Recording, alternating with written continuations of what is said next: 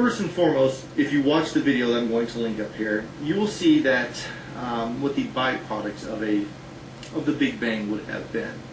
And yet, there are many materials within this universe that are common that could not have came from the Big Bang.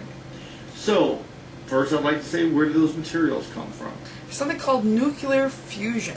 All right, nuclear fusion comes from things like a supernova. Could have come from the Big Bang, but nuclear fusion is what you're looking for, because nuclear fusion is the only thing strong enough to change something's atomical structure. But it does exist. So, how can evolution coexist in light of the second law of thermodynamics? Okay, so actually, we just studied the second laws, the first and second law, in biology. I'm a college student, and I'm taking biology for non-biology majors, which doesn't make me an expert by any means, so please don't do a whole bunch of refuting videos. But I am getting a B in biology, so hope to bring that A back up again soon. I had an A at midterm, and then I got a C on a test. But anyway, so entropy is the state of disorder within a system. Okay. Energy exists in many different forms. We have chemical energy, we have light energy, we have heat energy. When energy is changed from one form to another, we lose some of that usable energy into a non-usable form called heat. When genetic material changes and diversifies from one organism to its offspring, there is no changing of the energy forms. It simply goes through the cell cycles and life cycles. I suggest you study meiosis and mitosis if you want to learn more about that. In short, let's see, you're right, the Earth is very particular in its organization. Some argue that this is simply the result of billions of years of working within the laws of nature that lie in the universe to get things right. What amazes me is when you look at the human body seems perfect. So, the human body is far from perfect. We are susceptible to a myriad of different diseases if our body goes out of balance or things like that. We have several different types of cancer that kill us quite regularly, and we can very easily succumb to illness, injury, and death. In fact, it's only our own technology that has made us so superior. Over millions of years, our bodies have developed to the state that we are. We have adapted to manipulate our environment by favoring characteristics that made us better manipulators and survivors of our environment. This is why we learned how to walk upright, develop binocular vision, and opposable thumbs. These traits all help us exude our dominance over others in the animal kingdom and over nature herself. You can't tell I wrote out some of this stuff beforehand. We were designed to perfectly blend with the elements of the earth, or the earth was designed to complement us. There doesn't seem to be any rhyme or reason why. Well, Jesus freak, and I'm gonna, I don't want to proselytize or anything like that, but I believe the elements of the earth are within us and all around us. I think that they can be broken down into 4 different types. And this is evident, and in my biology class, it doesn't do anything but back up my religion. And a lot of people will say, oh no, don't send me videos, please, alright, because I'm not gonna, I'm not even gonna go down that road. But, alright, so, here's the thing. Just because you see a pattern doesn't mean that it's a pattern for your belief. Even if you see intelligence, it doesn't mean that the Bible is right. Next topic. Humans and the earth would be in such perfect harmony. Now I know someone's going to say, well, it's because humans adapted to that environment. Why are we not still adapting to it? Why aren't we seeing tremendous change? We don't. Okay. Humans adapting to their environment, we have learned to make our environment adapt to us, as I said before. We have technology. We heat our homes. We have air conditioning. We wear thermal jackets and large sole shoes and things like that. We have learned to make our technology do the adapting. That's one reason probably why you don't see a lot of adapting for humans, because we have no need to adapt.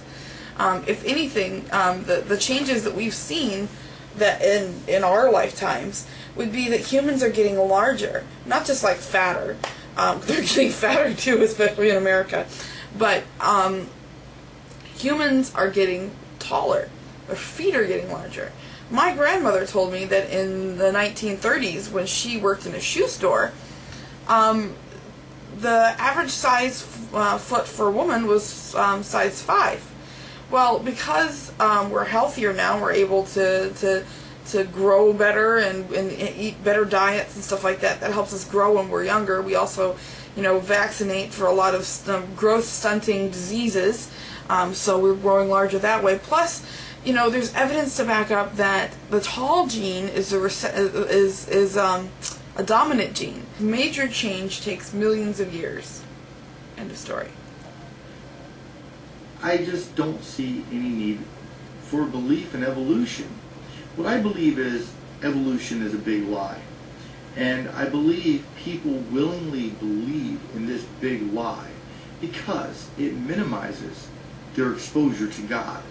You see, when you believe in God, we believe that we are held accountable. We acknowledge our accountability.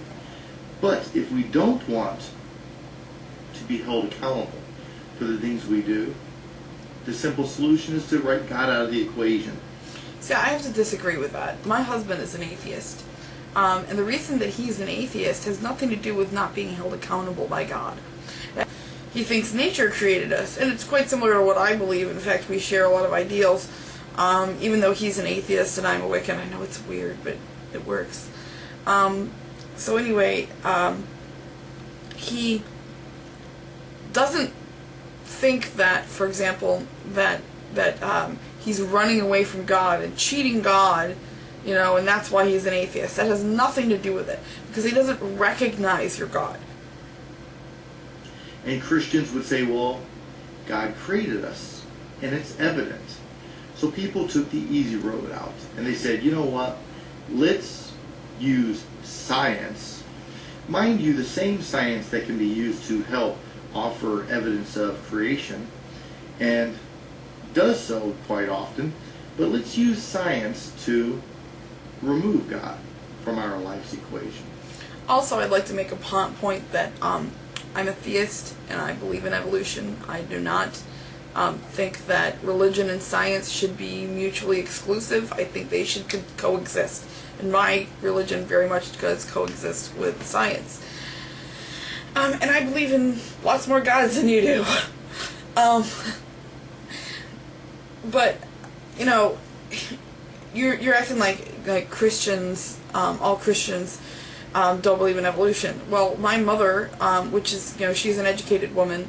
She's got her bachelor's degree. My father, he has his master's degree.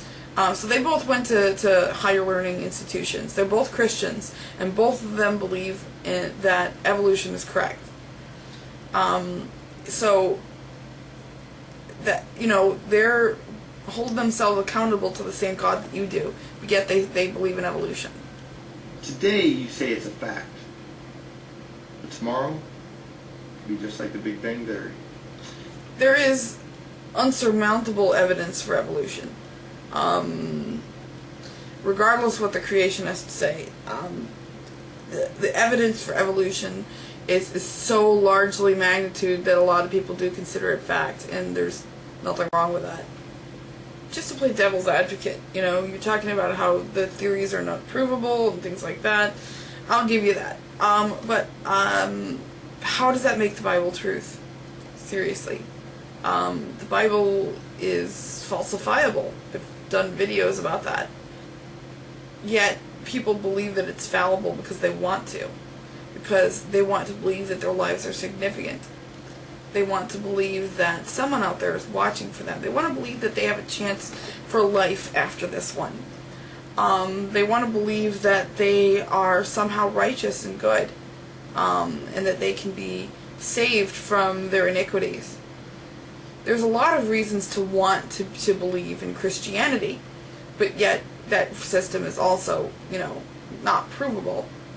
So, I just don't understand